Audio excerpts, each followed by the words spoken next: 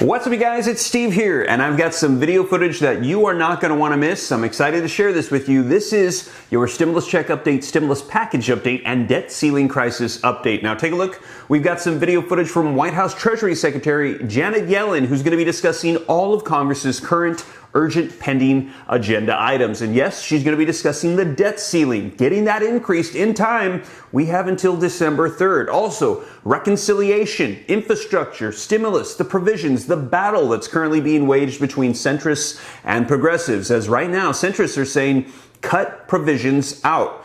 Pick your favorite ones and get rid of the rest. But we're hearing progressives say, no, we need all these provisions, just shorten the duration if you want to see the price tag lowered. Also, debt ceiling increases. As we mentioned, Mitch McConnell has now said, I will no longer support any of those after that spectacle of a speech that came from Senate Majority Leader Chuck Schumer. And we're going to be hearing Yellen say that Schumer, he needs to make good on his promise because it does not look like Republicans are going to support this any further. Also, the rumors going around about minting $1 trillion coin. She's going to be giving us some insight on that as well, and also a global tax rate to increase taxes for all. We're going to be covering all of this in this interview that just came out yesterday. Get you caught up on the latest, and all of these are urgent pending Congress agenda items that need to be taken care of right away. We've only got until about December, you guys. So let's go ahead and dive right in. As of today, October 11th, 2021, get you caught up on the latest. But before we do, if you could do me a quick favor, just takes a second. If you like and appreciate these updates, don't forget to take a quick moment to just smash that like button. I would appreciate it. Helps out the channel a ton. Thank you so much. Also, leave your comments. I love hearing your thoughts on all this stuff. Share this out if you think it's going to help out other people. If this is your first time here and you want to stay up to date, don't forget, hit the subscribe button, turn on that notification bell, come join the viewing community, come join the Ram fam, we like to call it.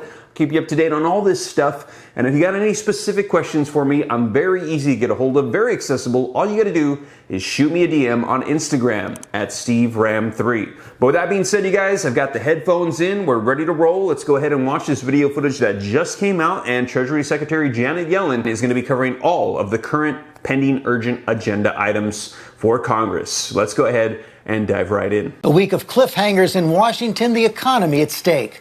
Default has been avoided for now. Just enough Republicans joined Democrats to extend the debt ceiling until December, when deadlines on the debt, government funding, and the president's investment agenda will converge. What could be a make-or-break moment for Biden's presidency and America's economy.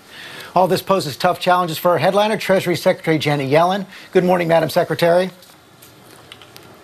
Good morning. Thanks for the invitation. So we all dodged a bullet this week, but Senator McConnell has warned President Biden that Republicans won't help next time on the debt limit. I want to read part of his letter to President Biden. Quote, I will not be a party to any future effort to mitigate the consequences of Democratic mismanagement. You lieutenants on Capitol Hill now at the time they claim they lacked to address the debt ceiling through standalone reconciliation and all the tools to do it. What are the consequences if he keeps his word? Well, it's absolutely imperative that we raise the debt ceiling. That's necessary not to fund any new spending programs, but to pay the bills that result from Congress's past decisions. A group of business and community leaders met with President Biden and me last week to talk about the disastrous impact it would have for the first time America not paying its bills. 50 million Americans who receive Social Security payments would be put at risk. Our troops wouldn't know when or if they would be paid. The 30 million families that receive a child tax credit, those payments would be in jeopardy. And the nation's credit rating would be in jeopardy as well. U.S. Treasuries are the world's safest possible asset. That would be at risk as well. And that really underpins the reserve status, currency status of the dollar. So there's an enormous amount at stake. A failure to raise the debt ceiling would probably cause a recession and could even result in a financial crisis. It would be a catastrophe. But you know, Madam Secretary, we've seen this cycle so many times. At some points, the votes just aren't going to be there. Congress is going to make a mistake, a miscalculation. You know you support eliminating the debt limit. Have you convinced the president to back you on that? Well, look, it's really up to Congress.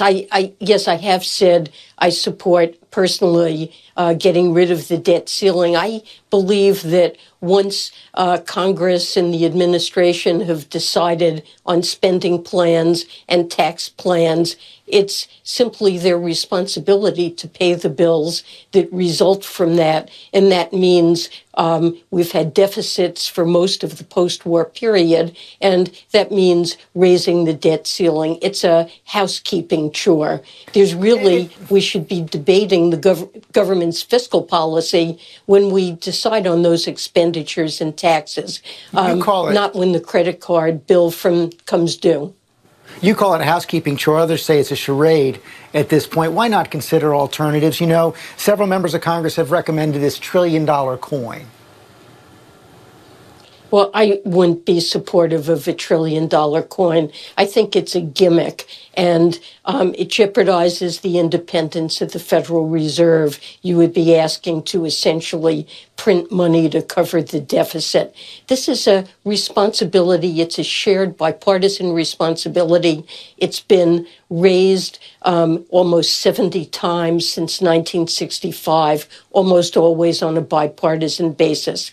And no one party is responsible for the need to do this. I believe it should be a shared responsibility, not the responsibility of any one party. How about invoking the 14th Amendment as justification for continued borrowing? The text is pretty clear. The validity of the public debt of the United States should not be questioned. Why not invoke that? Well, because it's Congress's responsibility to show that they have the determination to pay the bills that the government amasses. We shouldn't be in a position where we need to consider whether or not the 14th Amendment applies. That's a disastrous situation that the country shouldn't be in. I wouldn't want to see the president or myself faced with a decision about what to do if Congress refuses to let us pay the government's bills. What should you pay first? That's not a. We have to reassure the world that the United States is fiscally responsible and that they can count on us to pay our bills. And that's Congress's job to do that on a bipartisan basis. You know, there's a pretty decent, you don't want to be there, but there's a pretty decent chance you're going to be there on December 3rd. Is invoking the 14th Amendment on the table if Congress doesn't act? I don't believe any president has ever had to make a decision about what they would do if Congress failed to raise the debt ceiling. I can't imagine our being there on December 3rd. I have confidence that Speaker Pelosi and Leader Schumer will be able to manage this so that we don't face this situation. This would be a self-manufactured crisis that affects our economy at a time when we're recovering from the pandemic. We have a fragile recovery. It would be completely irresponsible and a self-inflicted wound that would affect businesses and households and the global economy and the status of the U.S. and the world. We shouldn't ever be in that position. Of course, tied to this is the president's Build Back Better plan as well. Democrats are negotiating over the size of that plan right now, trying to get an agreement over around $2 trillion rather than the $3.5 trillion that President Biden proposed. Is the best way to do that by eliminating whole programs or trimming everything? Well, different people, different members of Congress have different views on that. And there are active discussions taking place now among members of Congress, among Democrats, with the White House. And we're trying to figure out what is the best way to construct a package that would have huge payoffs for America, would not only address our hard infrastructure needs, roads, bridges, ports, railroads, infrastructure for the electric grid to promote to enable us to address climate change, but also programs that would really help children succeed, help families succeed, participate in the labor force, the child tax credit, child care, early childhood education, community colleges. These are all important programs, and they're going to be hard choices to negotiate in the coming weeks. Senator Manchin has proposed means testing some of the programs. Is that the best way to go, or do you need to make them universally available so they have stronger support? Well, there's a trade-off there. We know that programs that are universal have tended to be long-lasting and very popular, but there's also an argument for, making sure that the highest income Americans perhaps don't get the benefit of a program that's most needed by those with lower income. And, even with the child tax credit that we're sending monthly checks now, there are limits, income limits for receiving those. At some point, isn't the president and you, aren't you going to have to weigh in on these arguments, on these disagreements? We're working and talking with members of Congress, and, this is a healthy give and take that's going on right now among Democrats with different points of view on this.